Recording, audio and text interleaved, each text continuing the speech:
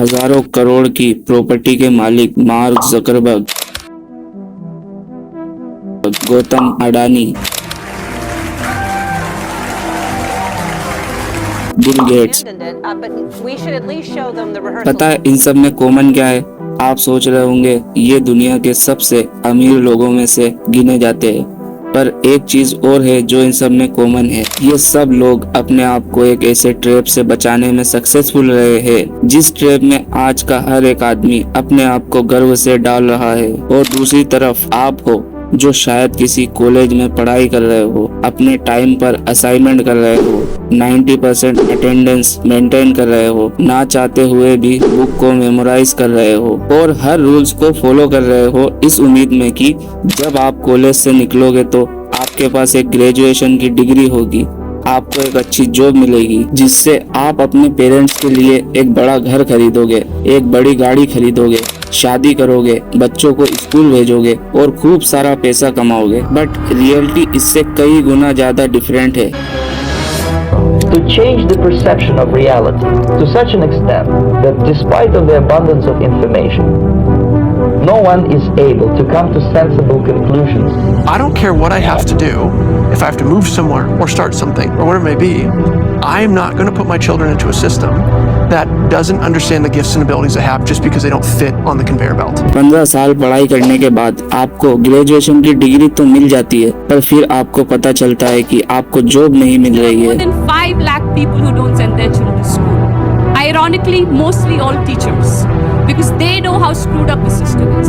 आप ना जाने कितने इंटरव्यू देते हो, बट किसी न किसी कारण से आपको रिजेक्ट कर दिया जाता है। फिर आपके जीवन में बदलाव आने लगता है। आप लोगों से मिलना जुलना बंद कर देते हो, खुद को एक कमरे में बंद करके और रो रो कर गॉड से दुआ करते हो कि किसी न किसी तरीके से एक नौकरी मिल जाए। फिर धीरे धीरे आपका सेल्फ कॉन्फिडेंस कम होने लगता है। आखिरकार किसी न किसी तरीके से आपको नौकरी मिल भी जाती है, बट उसकी सैलरी बहुत कम होती है। पर आप कर भी क्या सकते हैं, और मजबूरी में आप वो जॉब करने लग जाते हो। सैलरी इतनी होती नहीं कि पैसा जमा करके एक बड़ा घर ले सके, इसलिए आप एक होम लोन ले लेते हो। अब अपना घर है तो एक गाड़ी भी होना चाहिए, इसी सोच के साथ आप एक कार लोन भी ले लेते हो। अनजाने में सही, बट आपने अपने आप को चारों तरफ से बांध लिया है। अब आपको हर वक्त ये डर सताता है कि मुझे नौकरी से निकाल ना दे, मैं घर के खर्चे कैसे मेंटेन करूंगा।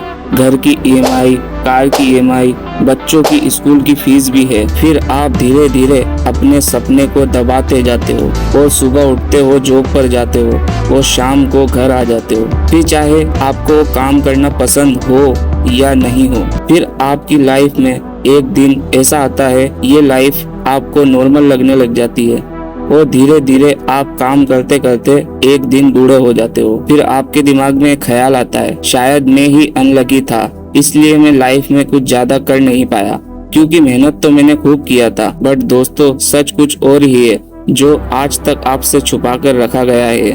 The gang of 9 got together, I think it was, and decided this is what people should learn.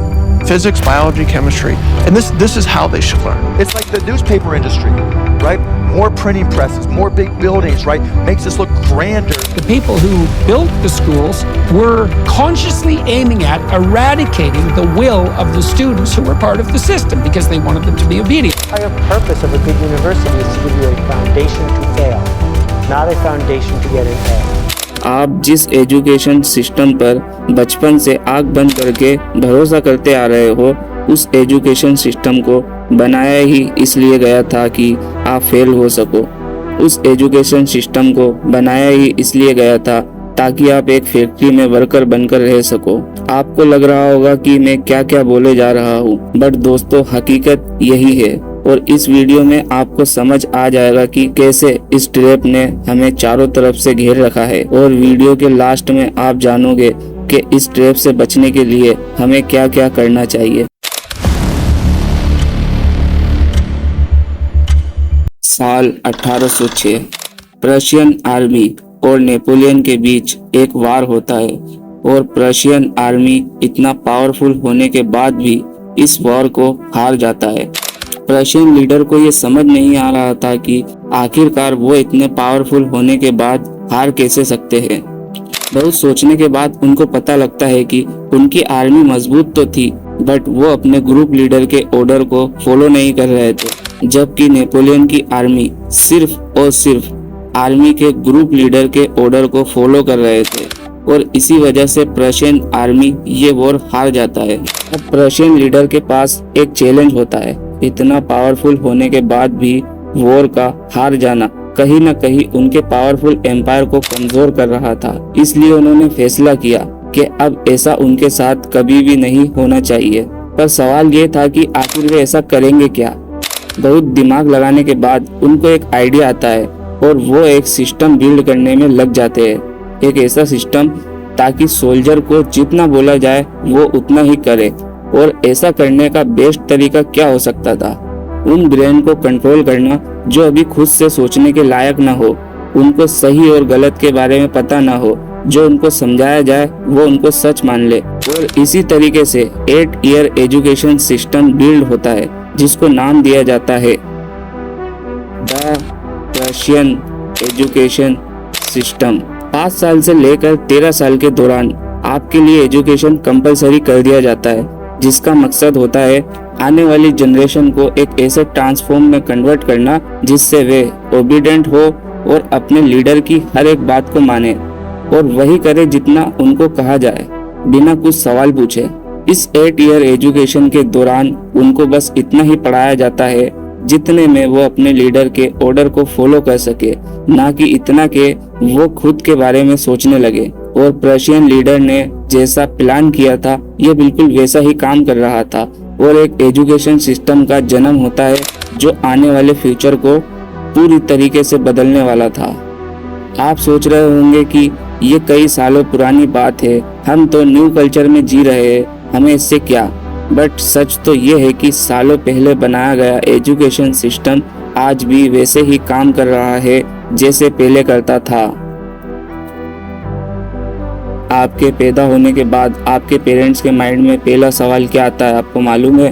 कि हम अपने बेटे को सबसे बड़े कॉलेज या स्कूल में पढ़ाएंगे। आज हमारे देश में स्कूल और कॉलेज एजुकेशन की जगह कम और स्टेटस की जगह ज़्यादा बनता जा रहा है। जितना हाईफाई कॉलेज उतना ही हाईफाई उसकी फीस होती है। और आप सोचते हैं कि हमारा बेटा इतने बड़े स्कूल इतने बड़े कॉलेज में पढ़ रहा है, बट कभी आपने सोचा है कि उनको स्कूल और कॉलेज में क्या पढ़ाया जा रहा है? उनको इतना ही पढ़ाया जा रहा है जितना उनको एक एम्प्लॉयमेंट बनने के लिए काफ़ी है। आज किसी भी स्कूल या कॉलेज में ये नहीं सिखाया जा रहा है कि आप सेल्फ डिपेंडेंट कैसे बने।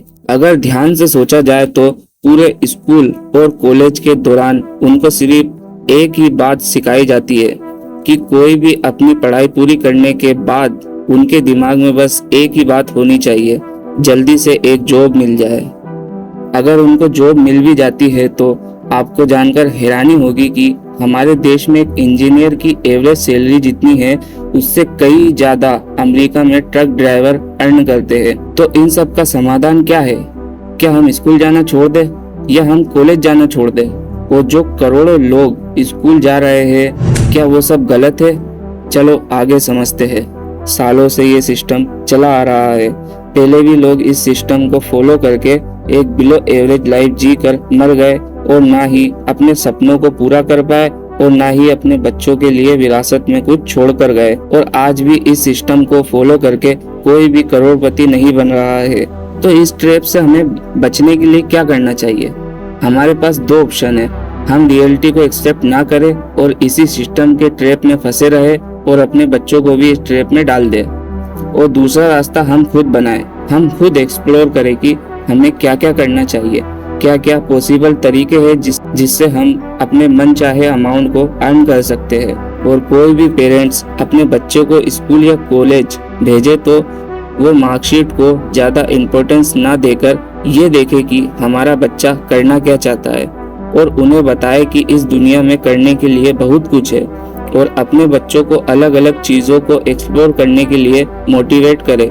अगर मार्क्स कम आते हैं तो कोई बात नहीं, हो सकता है वो कोई स्किल सीख रहा है जहाँ वे इससे कई ज्यादा अच्छा परफॉर्म कर रहा होगा।